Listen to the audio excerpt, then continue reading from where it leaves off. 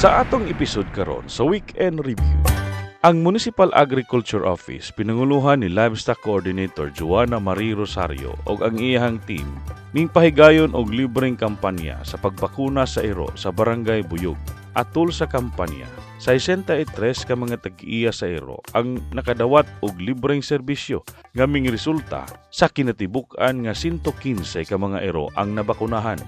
Kini nga programa nagtumong sa pagpugong sa rabies ug pag-edukar sa mga tag-iya sa ero sa responsableng pagpanag-iya sa pagpamuhi, pinaagi sa paghatag og libreng pagpabakuna. Ang inisyatiba dili lamang nakatabang sa pagpanalipod sa komunidad gikan sa mga peligroso nga rabies, apan nagpasiugda usab sa mas maayong pag-atiman ug pagdumala sa mga binuhi nga ero. Sa laing bahin, taliwala sa mga pakigbisog nga giatubang sa mga mag-uuma sa humay sa hagna tungod sa epekto sa El Nino, ang Municipal Agriculture Office pinanguluhan ni Wendy Galero ni pahigayon og rice seeds distribution sa nagkanalaing barangay sa hagna gikan ni adtong Hunyo 11 hangtod Hunyo 20 karong tuiga, agi og pagpangandam sa umaabot nga wet cropping season. Ang pag-apod-apod miabot sa pipila ka mga barangay.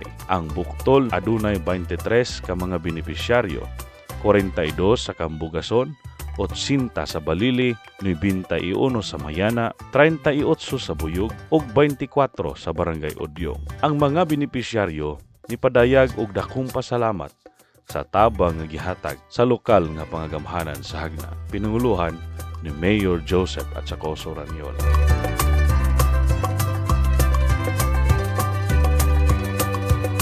Sa laing bahin, niadtong Hunyo 19, 2024, usa ka grupo sa mga barangay officials gikan sa Cogon District, Tagbilaran City, pinanguluhan sa ilahang barangay kapitan, Geneson Balbin, o giubanan sa ilahang lupong tagapamayapa, pinanguluhan ni Alma Castañares, ming bisita sa lungsod sa hagna alang sa pag-benchmark sa good governance practice sa lupong tagapamayapa. Sa ilang pag-abot na sinati sa grupo ang mainiton nga pag-abi-abi, pinaagi sa pagpakita sa tradisyon o kultura sa mga hagnaanon, labi na nga giandam kini alang kanila uban ni Mayor Joseph Ranyola.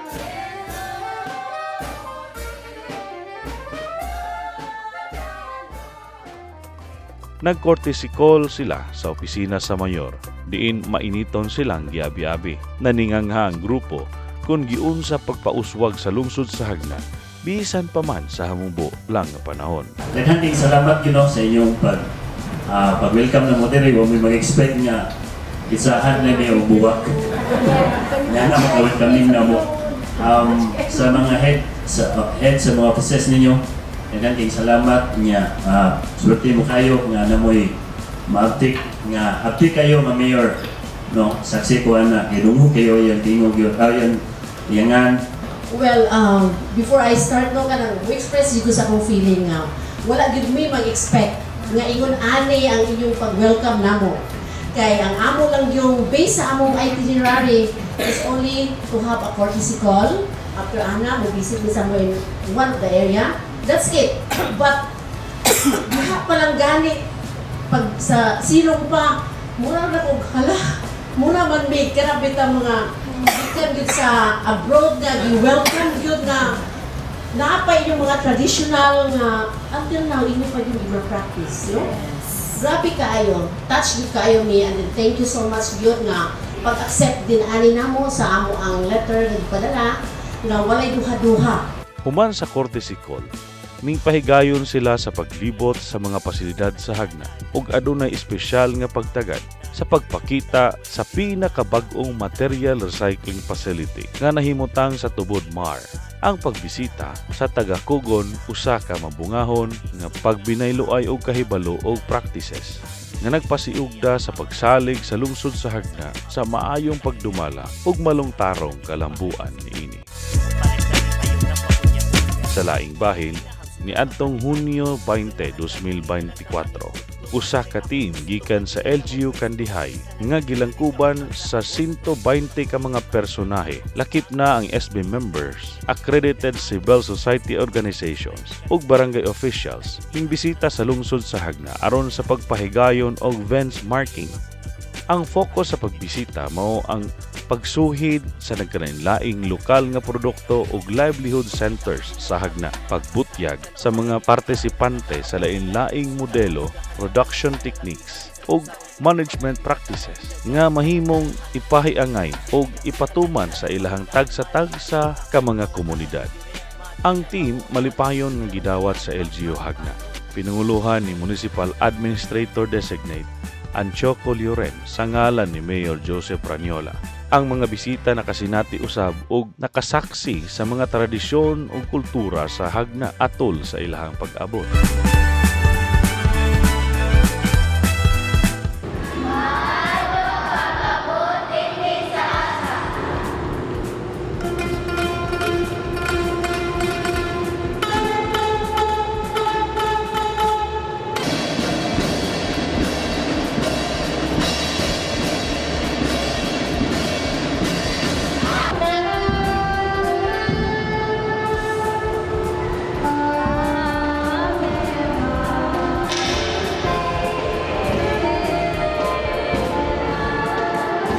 Sa laing bahin, atol sa pagbisita, gisgutan ni Jasmed Unit Head Timoteo Escolano Jr. ang mga importanteng hisgutanan nga may kalabutan sa micro-entrepreneur sa Hagna og giunsa sila pagtabang sa LGU uban ang mga input gikan sa mga presidente sa lain-laing micro-enterprises.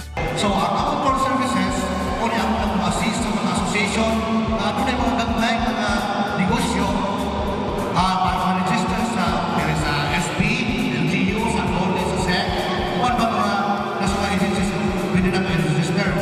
Pinakaduha, mao ang buhaon ng mga data sa mga kada association para may mga grants or mga assistance from other national government agencies, ako sila mahatagan sila kapit. Pinakatulo, mahatag po yung mga trainings and seminars mo link ni sa mga different agencies like DTI, DOLE, ako seminaro ng mga members sa mga association aron madugangan ang kahibaw sa mga members kung saan pagpadagan ng negosyo. Ang delegasyon sa Kandihay nakakuha og bililhon nga panabot ug nagpahayag sa ilahang pasalamat sa kahibalo ug kasinatian nga gipaambit sa Hagna sa ilahang pagbisita. In behalf of the local government unit of Kandihay, I would like to thank for the warm welcome. Thank you. Sa laing bahin, ni adtong Hunyo 20, 2024, ang local government unit sa Carmen, Bohol, pinanguluhan ni Acting Mayor Honorable Romeo Bigay Jr. ug ang mga sakop sa sangguniang bayan pinanguluhan ni Acting Vice Mayor Honorable Pedro Budyungan Jr.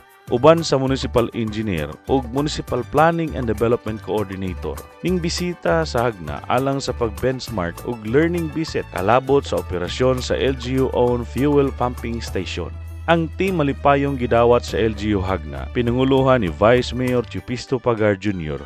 sa ngalan ni Mayor Joseph Praniola. Nasinati sa grupo ang mainiton pagdawat ug nasaksihan nila ang kultura ug tradisyon sa Hagna.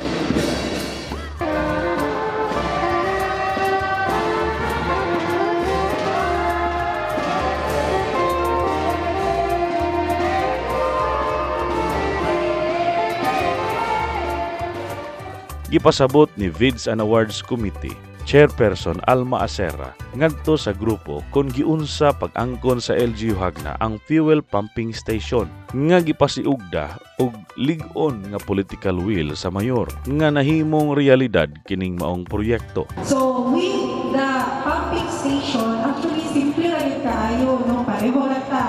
We procure kanang unsa na gasoline. We follow the GPPB nga pwede i-procure ang gasoline nga quarterly nga na, pero we opted sa baka when we have this budget more than 200,000 bidding doon na. Mo. Dugang pa, si Menro Engineer Peter Hamero naghisgot sa solid waste management system sa lungsod sa Hagna nga nagpakita sa state-of-the-art nga facility. Pagkakaroon din ng Hagna, we are with that facility kasi we have already collected all the 33 barangays. So ganito na po, nag-18 pa ba ito? No, so with now, we have 33 barangays covered by our collection daily sa akong and then brought it up to the facility. Ang benchmarking nga pagbisita sa Hagna usa ka higayon alang sa delegasyon sa Carmen nga makat-on bahin sa epekto nga mga gawi sa LGU, labi na sa pagdumala sa usa ka fuel pumping station, usa ka mahinungdanon nga proyekto sa infrastruktura nga makahatag kaayuhan sa ilahang komunidad. Ang pagbisita dili lamang nagpadali sa pagbalhin sa kahibalo, apan nagpalig-on usab sa relasyon tali sa pagtinabangay sa duha ka munisipyo alang sa kalambuan sa mga konstituente niini.